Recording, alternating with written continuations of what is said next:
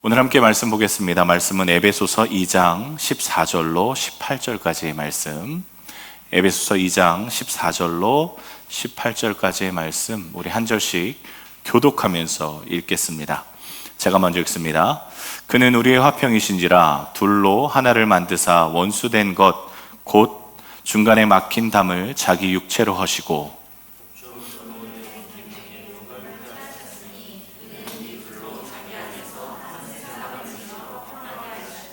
또 십자가로 이 둘을 한 몸으로 하나님과 화목하게 하려 하심이라. 원수된 것을 십자가로 소멸하시고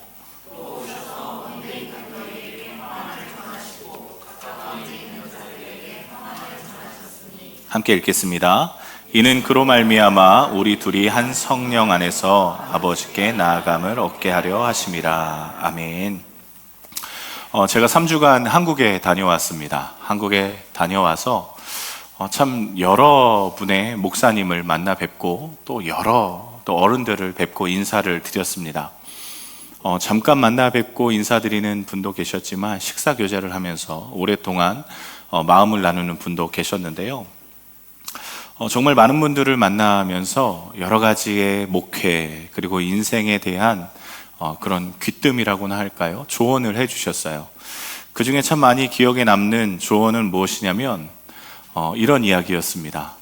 너무 열심히 하지 마라. 너무 열심히 하지 마라. 그런데 이런 조언을 해주시는 분들이 한두 명이 아니셨습니다. 너무 열심히 하지 않았으면 좋겠다. 사실은 처음에 이 이야기가 이해가 안 됐습니다. 왜냐하면 이 조언이 처음 듣는 조언이 아니었거든요. 베트남에 오기 전에도 들었던 조언이었고 사역을 하기 전에도 저에게 해주셨던 조언 중에 하나였습니다. 너무 열심히 하지 마라. 그리고 괜찮다라는 거였습니다. 너무 열심히 하지 않아도 괜찮아. 너무 그렇게 열심히 하지 않아도 괜찮아. 몇 번이고 거듭 이야기해 주셨습니다. 혹시 여러분 이 조언이 어떤 의미인지 이해가 되십니까? 아마 우리 젊은 친구들은 잘 이해가 안 될 겁니다. 그런데 연세가 있으시고 또 어느 정도의 인생의 길을 걸어오신 분들은 이 조언이 어떤 의미인지 지극히 잘 알고 계실 거예요. 열심히 하지 않아도 괜찮아. 어쩌면 이게 열심히 하는 사람에게는 그 열심히 불을 꺼버리는 그러한 이야기일 수도 있지만 사실은 여러 가지 의미를 내포하고 있습니다. 열심히 함으로 인해서 주위 사람을 보지 못하는 것보다 주위 사람을 보는 게 더 낫다라는 의미가 될 수도 있고요. 또 열심히 함으로 인해서 건강을 잃는 것보다 또 건강을 잘 챙기는 게 낫다라는 이야기가 될 수도 있습니다. 그러나 열심히 함으로 인해서 잃어버리는 게 너무 많다면 그것보다 조금 천천히 가더라도 그런 것들을 함께 가는 것이 더 낫다라는 아마 전반적인 이런 교훈일 겁니다. 복음을 전하면서 주님의 삶을 따라가고 또 그 삶을 따라가는 과정 가운데 우리가 빠르게 가는 것보다 제가 생각하기엔 조금 천천히 가도 복음의 발걸음을 잘 딛고 넘어가는 것이 정말 중요하다라는 생각을 하게 되는 3주였습니다.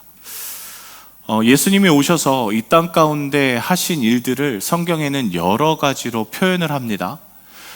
십자가를 달려 죽으시기 위해서 오셨다라는 게 전반적인 우리의 이야기이기도 하고요. 그런데 예수님께서 이 땅에 오셔서 이루시고자 하시는 것이 구원, 십자가로 인한 구원이라고 이야기하지만 에베소서, 오늘 우리가 함께 읽은 이 본문만큼은 십자가를 통해서 구원을 이루시기보다는 전혀 다른 방면으로 우리에게 이야기하고 있습니다. 그게 뭐냐면 예수님께서 십자가를 지시면서 죽으시면서까지 이루고자 하신 것은 다름 아니라 연합이라고 표현합니다. 연합. 그런데 이 연합, 하나 되는 것이지요. 싸우고 나면 다시 화해하는 것이고요. 오늘 성경에 여러분 잘 읽어보시면 연합하지 않는 걸 예수님이 우리 저자가 성경에서 뭐라고 표현하고 있냐면 원수라고 표현하고 있습니다. 원수. 하나 되지 않는 것이 원수고 찢어지는 것이 원수다라고 이야기하고 있는 것을 기억하면서 오늘 말씀 함께 생각해 보시면 좋을 것 같습니다. 사실 여러분, 연합이라는 것은 우리의 인생 가운데 우선순위에서 조금 후순위로 밀려나 있는 것임을 여러분 다 동의하실 겁니다. 왜냐하면 한국은 남북이 통일되어 있지 않기 때문에 단연 분열되어 있는 상황 가운데 연합이라는 것이 필요는 있지만 그렇게까지라는 생각을 갖고 있는 것이 젊은이들의 생각 아니겠습니까? 요새 남북이 통일돼야 한다라는 그런 설문을 하면 대부분 젊은이들은 굳이 통일될 필요가 없고 그냥 이 상황에서 종전을 시켜서 남이면 남, 북이면 북, 그렇게 따로 살아가면 되지 않겠느냐고 이야기하는 게 대다수라고 하더라고요. 연합을 그렇게 중요하게 생각하지 않습니다. 부부 사이에도 혹은 사람과의 관계에서도 마찬가지였습니다. 예전에 제가 어렸을 때 학교 다닐 때 친구들과 싸우면 선생님이요, 꼭 이렇게 하셨어요. 너 오른손 내밀어. 쟤한테도 오른손 내밀어. 그리고 꼭 이렇게 붙들고 자, 악수해. 자, 그리고 미안해 해. 미안해. 그러면 그게 화해한 거래요. 그리고 순진하게 그걸 믿고 화해했어 라고 또 친하게 지냅니다. 억지로라도 강제로라도 연합하게 만들고 화합하게 만들었던 시대가 있었습니다. 그런데 지금은 그렇게 생각하지 않는 것 같아요. 오늘 말씀에 예수님께서 연합하지 않는 걸 원수라고까지 이야기하시는 것을 보면 뭔가 좀 다른 의미가 있으신 것 같아요. 그러면 2000년 전에 이스라엘에서는 좀 뭔가 달랐기 때문에 예수님께서 또 하나님께서 성경 말씀에 이렇게 이야기하고 계신 걸까요? 여러분, 2000년 전에 이스라엘은 어떠한 상황 가운데 있었을까요? 연합하지 않으면 막 죽이는 그런 시대였을까요? 그렇지 않았습니다. 사실 지금과 별반 다르지 않았어요. 서로 양극단에 서 있고 서로에게 굳이 관심을 갖지 않아도 되는 시대에 살고 있었습니다. 자, 여러분, 오늘 말씀 에베소서 2장 14절의 말씀에 조금 더 설명을 편히 하기 위해서 노란색으로 말씀을 준비해 봤습니다. 그는 우리의 화평이신지라, 예수 그리스도를 의미하는 것이지요. 즉 여기서 둘은 뭘 의미하느냐? 유대인과 이방인을 의미합니다. 유대인과 이방인. 좀 더 넓은 카테고리로 이야기하면 하나님과 인간도 이야기할 수 있겠습니다.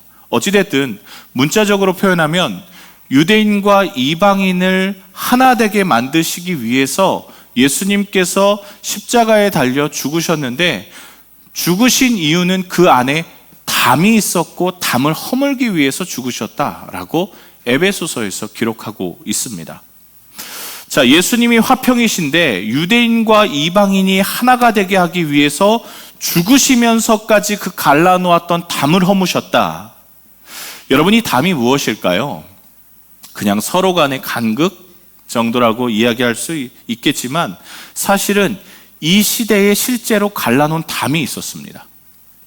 지금으로 말하면 남북이 38선으로 갈려 놓았던 것처럼요. 유대인과 이방인은요, 절대적으로 갈릴 수밖에 없는 문화적으로 종교적인 차이를 갖고 있었습니다. 이 당시에 유대인이 바라본 이방인은요, 부정한 자들이었습니다. 부정한 자들. 그런데 우리가 생각하면 부정한 자들, 그러면 깨끗이 씻기면 되고 예수님 믿으면 된다라고 생각할 수 있었지만 유대인의 생각과는 조금 달랐어요. 유대인의 생각은요, 유대인만 예배할 수 있었고, 즉 이방인과 교제를 하게 되면 유대인도 부정해졌고, 부정한 사람은 결과가 어떻게 되느냐? 지옥에 간다라고 믿었어요. 부정한 사람은 지옥에 간다. 부정한 자와 교제하면 지옥에 간다. 그러니 당연히 담이 생길 수밖에 없었던 겁니다. 어떤 담? 유대인과 이방인을 구별해야 하는 담. 이 담은 어찌 보면 유대인에게는 안전장치 같은, 그야말로 내가 천국에 잘 가기 위한 담이었을 겁니다. 이게 그저 문화적으로 종교적으로 갈라놓는 담으로 끝나지 않고요, 실제 성전을 건축하면서 실제 담으로 쌓아놓습니다. 사진 한 장 준비했는데요, 한번 보여주시겠어요? 저게 헤롯 성전입니다. 성전은 하나, 둘, 세 번째 성전이 있죠. 그 중에 마지막 헤롯 성전인데요, 헤롯이 유대인의 마음을 사기 위해서 지금의 축구장 8배의 크기의 성전을 졌습니다. 스룹바벨 성전을 그냥 그 초라한 성전, 야, 그거 아니지 하면서 엄청나게 크게 지어준 거예요. 그런데 헤롯 성전의 특징인 무엇인 줄 아십니까? 유대인의 출입이 가능했다라는 겁니다. 이방인의 출입이 가능했다라는 거예요. 유대인은 당연히 출입이 가능했고요. 하지만 이방인에게는 출입에 제한이 있었는데 그게 어디까지이냐? 여러분, 저 조감도에 보시면 빨간색으로 되어 있는 낮은 담이 하나가 있습니다. 저걸 소렉이라고 하는데요. 소렉은 무엇이냐? 약 1.2m의 담을 소렉이라고 불렀습니다. 저기는 이방인이 들어갈 수 없었어요. 유대인만 출입이 가능했습니다. 유대인은 들어가서 하나님 앞에 예배하는데 이방인은 예배할 수 없었던 거예요. 그런데 저 소렉 바깥의 땅을 뭐라고 불렸느냐? 성경에도 기록되어 있죠. 이방인의 뜰이라고 불렀습니다. 이방인의 뜰, 누구를 위한 공간입니까? 이방인을 위한 공간 아니겠습니까? 저 낮은 담에서 1.2m밖에 안 됐으니까 꼬마 아이들도 턱걸이를 하면 충분히 볼 수 있는 그런 낮은 담이었는데, 저 이방인의 뜰도 결국에 누가 다 차지해 버립니까? 성경에 예수님께서 벨트를, 혁띠를 이 채찍으로 만들어서 누구를 다 내쫓을까요? 네, 장사하는 자들을 다 내쫓는 장소가 저 이방인의 뜰이었습니다. 이방인을 위한 자리도 유대인들이 다 차지해 버렸던 거예요. 제사장과 결탁을 해서 제사장에게 뒷돈을 주고 저 자리 한 평 나 주세요. 내가 장사할게요. 양을 팔게요. 돈을 바꿔줄게요. 하면서 저 이방인이 예배하는 자리도 다 뺏어버렸던 겁니다. 이방인이 더 이상 들어갈 자리가 아니었던 것이죠. 근데 더 기가 막힌 건 뭔지 아십니까? 여러분, 마라도죠. 마라도에 가면 혐한이 굉장히 극도에 달했을 때 마라도에 그 상점마다 이런 사진들이 붙어 있었습니다. 뭔지 아십니까? 한인들의 출입을 금합니다. 여러분 다 뉴스에서 많이 보시지 않으셨습니까? 그러면 한국 사람들이 어떻게 했을까요? 그래도 내가 이 집이 맛집이니까 들어가서 먹을 거야. 그렇게 들어갔을까요? 아니요. 얼씬도 하지 않았습니다. 그와 비슷하게 저 소렉에 뭐가 붙어 있었는 줄 아십니까? 다시 한번 보여주시겠어요? 사진 다음 거. 돌판이 하나 구석구석 세워져 있었는데 저 돌판이 무슨 내용이냐면 이런 내용이 기록되어 있습니다. 어떤 이방인도 이 담을 둘러싼 안쪽 성전 안에 들어올 수 없다. 들어갔다가 잡히면 죽음으로 책임져야 한다. 이렇게 적혀 있는 돌판이 구석구석 틈틈이 세워져 있었어요. 저걸 본 이방인이 어떤 마음이 들었을까요? 야, 더러워서 안 온다. 이런 마음 들지 않았을까요? 꼭 혐한에 가게에 붙여놓는 경고문과 똑같은 느낌이었을 거예요. 이방인을 위한 뜰을 만들어 놓고 지그들이 돈 장사하던 그 자리에서 그나마 이방인이 들어가야 하는 그 자리도 다 빼어 놓았으면서도 불구하고 저런 돌판을 새겨놓고 이방인이 들어오면 죽음으로 책임져야 된다. 여러분, 이런 협박이 어디 있었겠습니까? 오늘 이러한 상황을 한번 생각하시면서 다시 한번 에베소서 2장 14절의 말씀 보시면 느낌이 확 오실 거예요. 한번 제가 다시 읽어드려 보겠습니다. 그는 우리의 화평이신지라 유대인과 이방인을 하나를 만드사 원수된 것 곧 중간에 막힌 담 소렉을 자기 육체로 허시고. 대충 이해가 되십니까? 이런 말씀이었던 거예요. 강제로 찢어놓은, 종교적으로 막아놓은 이 벽을 예수님께서 없애시겠다라는 결정의 말씀이었던 거지요. 예수님은요, 처음부터 만민은 기도하는 집이라고 선포하셨어요. 성전이 지어지면서부터였습니다. 그런데 유대인들은 이러한 말씀을 무시하고 절대 안 된다고 자신이 율법을 맡은 자로서 기득권이라고 이야기하며 이방인들을 내쫓았던 것이지요. 나는 들어갈 수 있지만 너희들은 못 들어가. 나는 예배할 수 있지만 너희는 예배할 수 없어. 나는 천국에 가야 되는 존재지만 너희는 천국이 약속된 존재가 아니야. 그렇게 처음부터 선포했던 것입니다. 자, 예수님께서요, 이렇게 자신의 생명을 내놓으면서까지 회복하시려고 했던 것이 바로 연합입니다. 연합. 예수님의 생명을 다 철저히 죽이시면서까지 하려고 하셨던 것이 화해입니다. 구원의 독식을 깨고요, 복음의 독식을 깨기 위해서 예수님께서 생명을 버리셨습니다. 자, 오늘 에베소서 2장 15절의 말씀에 보면요, 또 이렇게 이야기하고 계세요. 우리 함께 읽어봤으면 좋겠습니다. 함께 읽습니다. 법조문으로 된 계명의 율법을 폐하셨으니 이는 둘로 자기 안에서 한 세 사람을 지어 화평하게 하시고. 여기서 한 세 사람을 지었다라는 것은요, 공동체를 의미합니다. 교회를, 지금의 교회를 이야기하는 거예요. 그러니까 지금의 교회는 어떠한 담도 있을 수 없다. 예수님께서 그 담을 하셨고 우리의 모든 것, 연합하지 못하게 되는 것들을 증오하신다, 원수 삼으셨다라고 이야기하고 있습니다. 교회 안에서요, 인종의 차이가 있을까요? 있을 수 없는 일입니다. 한국인이건 베트남인이건 하물며 미국 사람이건 아프리카 사람이건 교회 안에서는 인종이 있을 수 없습니다. 하나님 안에 한 형제요 자매인 것이지요. 예수님께서 하신 일은, 제일 먼저 연합하게 하시기 위해서 하신 일은 첫 번째 율법을 폐하는 것이었습니다. 설교 중에 몇 번 거듭 말씀드렸는데요, 율법을 폐한다, 율법을 완성한다는 것은 우리가 생각하는 율법을 없앤다는 의미가 아님을 몇 번 말씀드렸습니다. 율법을 폐한다는 건 다시 하나님이 만드셨던 모습으로 회복시킨다는 의미라고 말씀을 드렸죠. 자, 그렇다면 율법을 하나님께서 왜 유대인에게 주셨을까요? 하나님께서 왜 유대인에게 율법, 모세 오경, 하나님의 말씀을 주셨을까요? 그들이 어떠한 잘나거나 혹은 그들이 대단한 능력이 있어서 주셨다는 것은 아님은 이미 알고 계실 겁니다. 그러면 왜 하나님께서 이 유대인에게, 이스라엘 사람에게 율법을 주셨느냐? 하나님께서는 그 이유를 분명히 말씀하고 계세요. 첫 번째, 율법을 통해서 유대인이 하나님의 백성답게 살게 하기 위함입니다. 그러니까 그들이 잘나서가 아니라 못나서 주셨다는 거예요.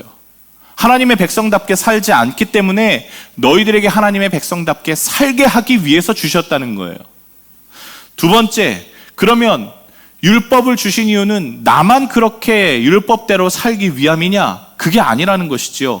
하나님의 백성답게 살아가는 유대인을 보고 이방인들이 하나님께 나올 수 있도록 하나님을 흠모하여서, 하나님이 도대체 누구시긴데 유대인을 저렇게 사랑하시는 걸까?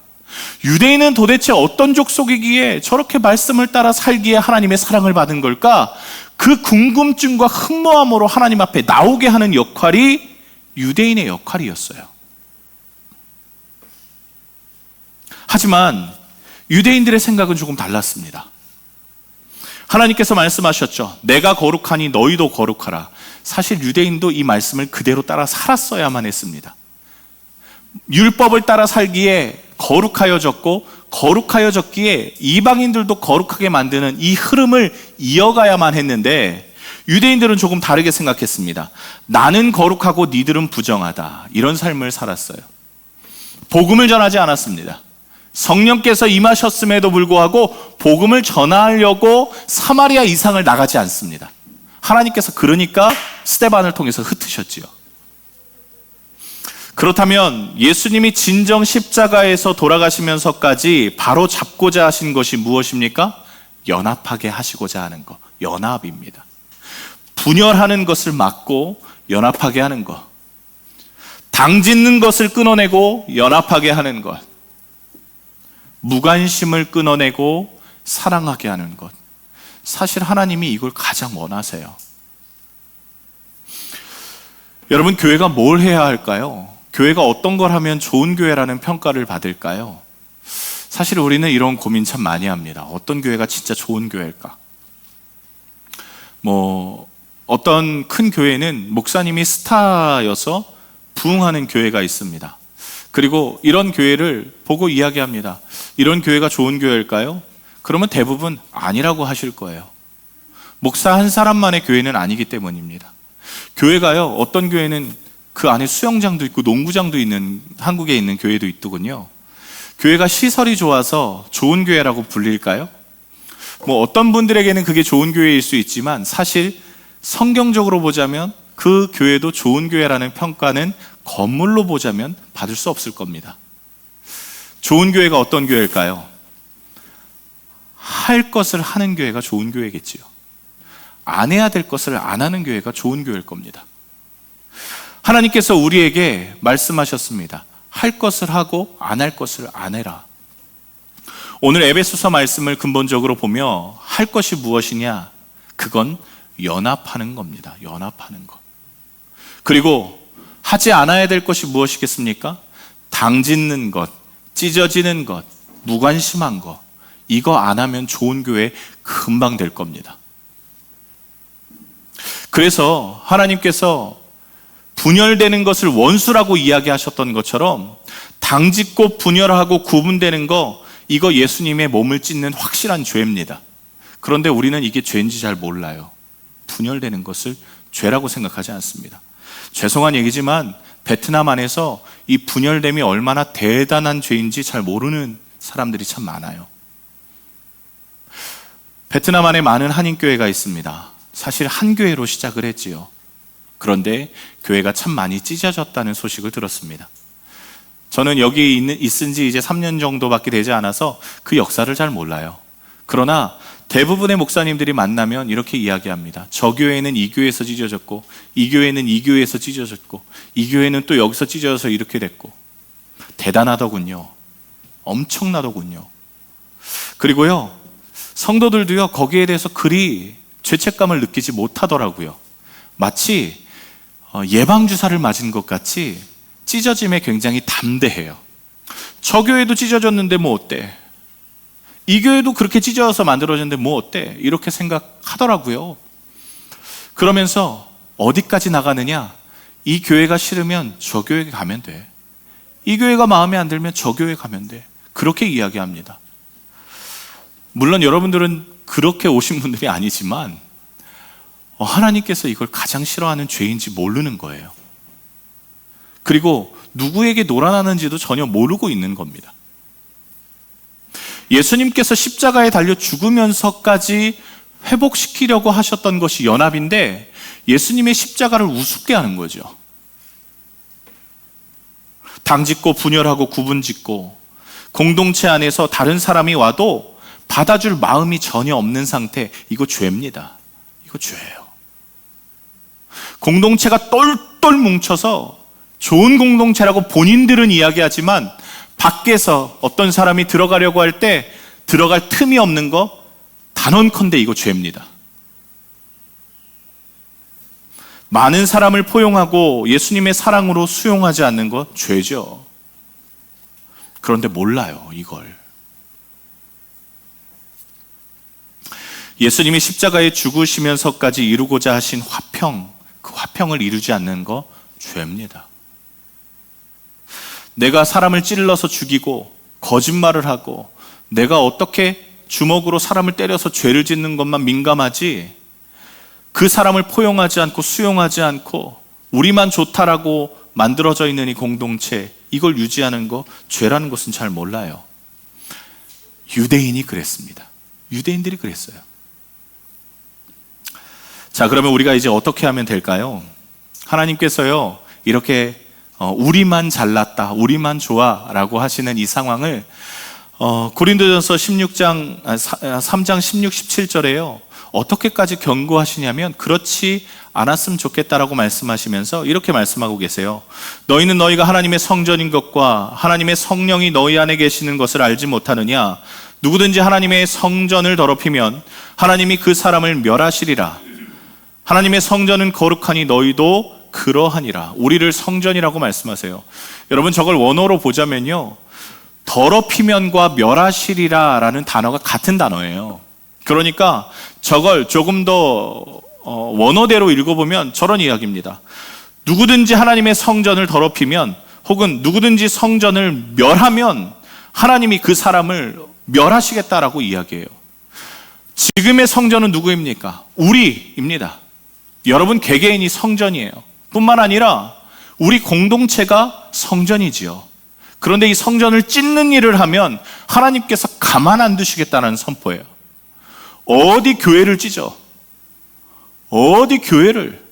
라고 하시면서 내가 분명히 얘기하건대 성전을 찢는 자는 내가 단번에 찢어버리겠다라고 말씀하셨어요.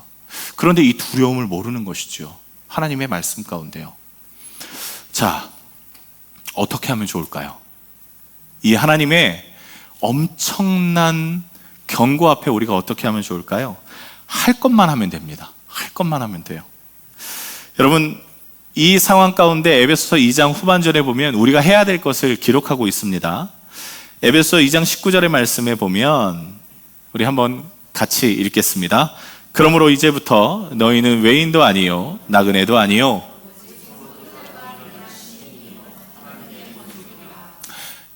그 벽을 허무시는데 십자가로 인해서 그 벽을 허무세요. 그런데 외인, 그러니까 이방인이 아니라 라고 이야기합니다. 그리고 성도들과 동일한 시민이요 권속이라고 이야기합니다. 즉 하나님의 백성이라는 것이죠. 유대인과 이방인의 구분이 없어졌고 사람과 사람 간의 구분 가운데 그 어떤 것도 구분할 수 없다라고 이야기하면서 우리 모두를 하나님의 백성이라고 이야기합니다. 첫 번째, 우리 모두 구분 없이 하나님의 백성임을 인정하는 것이 제일 첫 번째 우리가 해야 할 일입니다. 두 번째, 21절, 22절의 말씀 같이 읽어보겠습니다. 그 안에서 건물마다 서로 연결하여 주 안에서 성전이 되어가고 너희도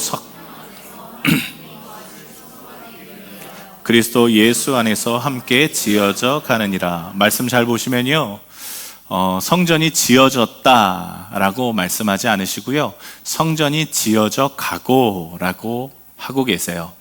그 전절에는 어떻게 이야기하고 있느냐? 예수님께서 모퉁이 돌이 되어주셨다라고 말씀하고 있습니다. 여러분, 모퉁이 돌이 없으면 건물은 설 수 없어요. 건물을 세우는 건 예수 그리스도라고 이야기하고 있습니다. 즉 우리가 예수 그리스도 안에서 세워져 가는 중이라고 말씀하고 계신 거예요. 우리가 그렇게 완성되어 있는 건물은 아닙니다. 솔직히 말씀드리면 완전하지 않을 수 있고요, 또 미완성인 존재입니다. 그래서 비록 여러분 교회 안에서 싸움도 일어나죠. 교회 안에서 분열도 있습니다. 그런데 이렇게 불안정한 상황 가운데에서 어떻게 해야 되느냐? 아, 이게 성전을 찢는 일이지 라고 빨리 인식을 하고 하나님께 돌아오는 것. 예수님께서 이 화합을 위해서 우리를 위해 오셨지 인식하고 주님의 십자가의 희생과 이유를 깨닫는 것, 그게 우리가 지금 해야 될 일이라는 것입니다. 되어가고 함께 지어져 가고, 즉 우리가 하나님의 말씀을 따라서 살아감으로 인해서 서로 연합을 하고 사랑하며 서로 구분하지 않고 사랑으로 묶일 때 누가 임하시느냐? 성령이 임하셔서 우리의 모임 가운데 성령이 함께 하신다라고 말씀하고 있습니다. 그리고 이 걸음은 언제까지? 주님이 오실 때까지 교회가 해야 되는 걸음이라고 이야기하고 있는 거예요. 여러분 한번 생각해 보십시오. 주보에도 기록해 놓았지만 우리가 당짓고 분열하고 찢어지고 연합하지 못하게 만드는 이유들이 있을 겁니다. 그것을 정리하는 것이 참 중요합니다. 뿐만 아니라 우리가 더욱더 함께 지어져 가기 위해서, 예수님의 사랑 안에서 지어져 가기 위해서 몸부림치고 노력하고 격려하는 것, 이게 참 중요할 겁니다. 한번 여러분 생각해 보십시오. 제가 베트남에 처음에 왔을 때 베트남에 있는 한인교회를 몇몇 교회를 이렇게 다녀봤어요. 처음에 오면 대부분 다 그렇게 하죠. 그리고 교회를 순회하시는 분들의 마음을 알아요. 어느 교회를 가면 좋을까라고 생각을 하세요. 하루는 한 교회 갔는데 아무도 아는 척을 안 하는 거예요. 그런데 어떤 분은 또 아는 척을 안 해야 좋은 분도 계신다고 하더라고요. 교회 갔는데 아무도 아는 척을 안 해요. 그리고 정말 앉았다가 아무에게도 인사하지 않고 그냥 나왔던 교회도 있었습니다. 또 어떤 교회는요, 들어갔는데 옳다구나 하고 옆에 탁 앉아서 어떻게 오셨어요? 아이고 어디 사세요? 어이구, 여기서 사시는 분인가요? 아이고, 우리 교회 좋은 교회예요 하고 밀착 마크를 해서 하시는 분도 계시더군요. 또 사실 그건 좀 부담스럽게 느껴지기도 했어요. 그러나 여러분, 우리가 분명히 한 가지는 있어야 될 것 같습니다. 잘 오셨습니다. 잘 오셨습니다. 너무 가까이 하지도 않고 너무 멀지도 않고, 그러셨군요, 잘 오셨습니다. 그 정도의 연합이 우리 안에 있어야 되지 않을까요? 그 정도의 우리가 받아주는 것들은 있어야 되지 않을까 생각합니다. 새 가족이 왔을 때 잘 오셨습니다. 아이고, 교회에 잘 오셨군요 하고 모두 다 인사하고 환대하는 여러분 되셨으면 좋겠고요. 또 우리 안에서 서로 불편한 것들이 있다면 하나님 해결해 주십시오 기도하며 서로 격려하는 여러분들 되시면 좋겠다라는 생각으로 말씀 전했습니다. 함께 찬양 하나 하고요. 하나님, 제가 주님 안에서 연합하고 화합하는 일이 있었으면 좋겠습니다.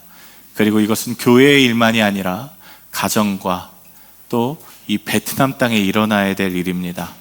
하나님, 이 땅 가운데 연합의 은혜로 허락하여 주시고, 또 베트남 가운데 아버지 하나님 분열의 영이 끊기고 하나님의 영광이 나타나는 귀한 일을 허락하여 달라고 기도하는 마음으로 우리 함께 찬양하겠습니다.